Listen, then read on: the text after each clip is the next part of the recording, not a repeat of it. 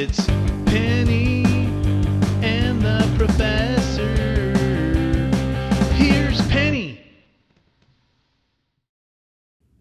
Hi, kindergartners. Today we're here with a story about a cute little mouse named Chrysanthemum. And we are going to hear all about her day at school and how it went. Let's get started.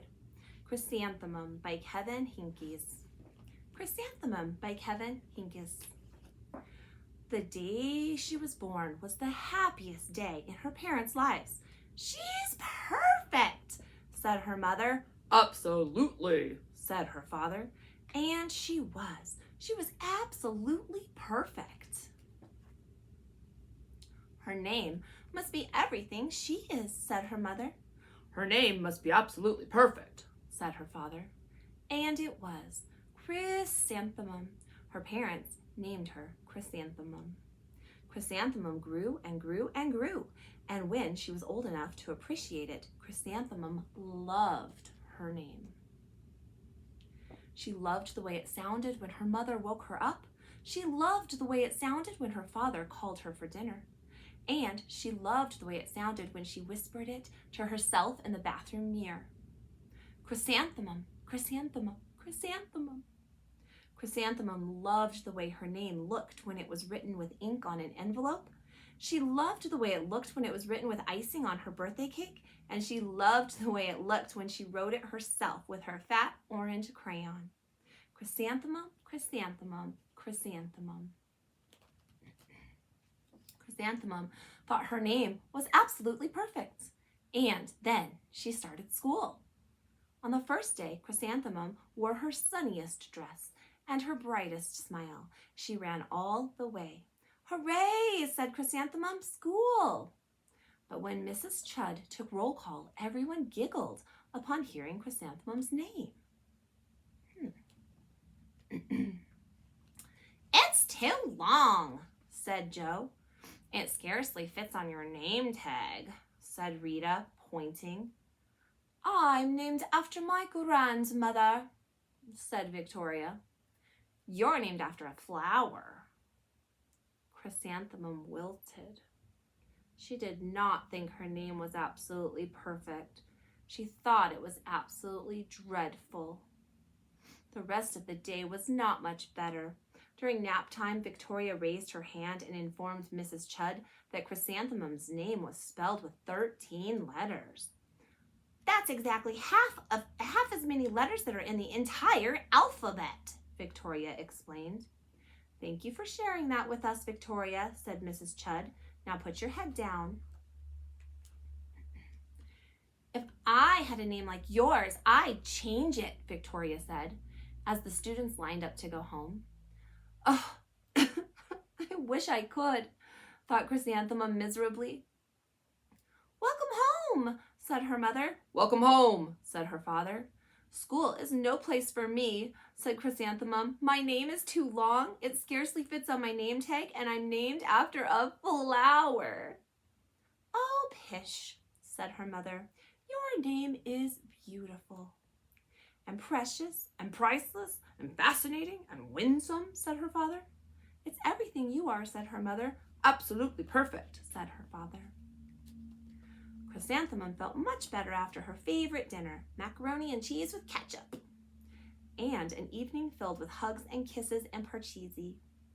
That night, Chrysanthemum dreamed that her name was Jane. It was an extremely pleasant dream. That next morning, Chrysanthemum wore her most comfortable jumper. She walked to school as slowly as she could. She dragged her feet in the dirt. "Chrysanthemum, Chrysanthemum, Chrysanthemum," she wrote. "She even looks like a flower," said Victoria as Chrysanthemum entered the playground. "Let's pick her," said Rita, pointing. "Ooh, let's smell her," said Joe.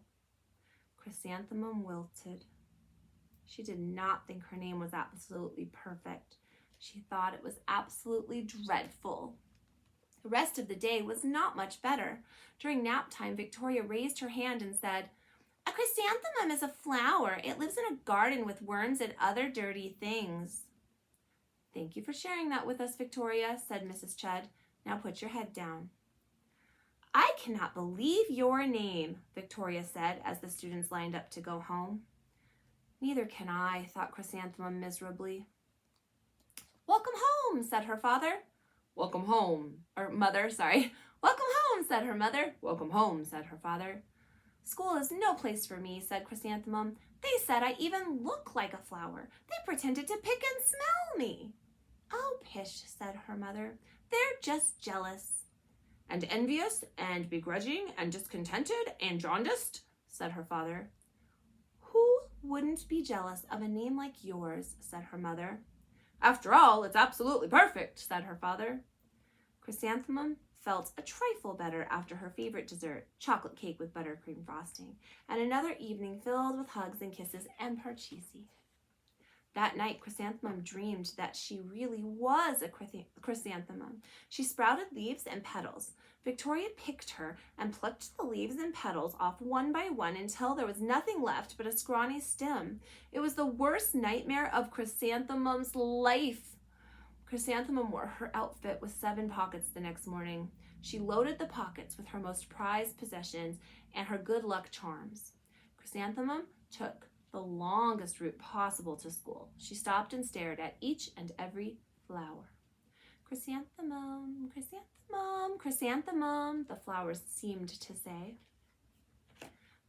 That morning, the students were introduced to Mrs. Twinkle, the music teacher. Her voice was like something out of a dream, as was everything else about her. The students were speechless. They thought Mrs. Twinkle was an indescribable wonder. They went out of their way to make a nice impression. Mrs. Twinkle led the students in scales. Then she assigned roles for the class musical. Well, Victoria was chosen as the dainty fairy queen. Rita was chosen as the spiffy butterfly princess. Jo was chosen as the all-important pixie messenger. And Chrysanthemum was chosen as a daisy. For those of you who don't know, a daisy is a type of flower. Chrysanthemum's a daisy, chrysanthemum's a daisy, Jo, Rita, and Victoria chanted, thinking it was wildly funny. Chrysanthemum wilted. She did not think her name was absolutely perfect. She thought it was absolutely dreadful. What's so humorous? Asked Mrs. Twinkle. Chrysanthemum, was the answer. Her name is so long, said Jo. It scarcely fits on her name tag, said Rita, pointing. I'm named after my grandmother, said Victoria. She is named after a flower. My name is long, said Mrs. Twinkle. It is, said Jo. My name would scarcely fit on a name tag, said Mrs. Twinkle. It would, said Rita, pointing. And, said Mrs. Twinkle, I'm named after a flower, too. You are, said Victoria. Yes, said Mrs. Twinkle. My name is Delphinium, Delphinium Twinkle, and if my baby is a girl, I'm considering Chrysanthemum as a name. I think it's absolutely perfect. Chrysanthemum could scarcely believe her ears. She blushed, she beamed, she bloomed. Chrysanthemum, chrysanthemum, chrysanthemum! Jo, Rita, and Victoria looked at Chrysanthemum longingly. Call me Marigold, said Jo. I'm Carnation, said Rita, pointing. My name is Lily of the Valley, said Victoria. Chrysanthemum did not think her name was absolutely perfect. She knew it. The end. There's an epilogue at the end which tells kind of what happened in the future, and it says, overall, the class musical was a huge success. Chrysanthemum was absolutely perfect as a daisy. Victoria made the only mistake. She completely forgot her lines as the dainty fairy queen. Chrysanthemum thought it was wildly funny, and she giggled throughout the entire dance of the flowers. Eventually, Mrs. Twinkle gave birth to a healthy baby girl, and of course, she named her baby Chrysanthemum. The end. We hope you enjoyed our story, and we hope you have an amazing day and that you love your name. My name is Miss Marty, and this is Penny, and we're signing out. We'll see you guys later. Bye for now.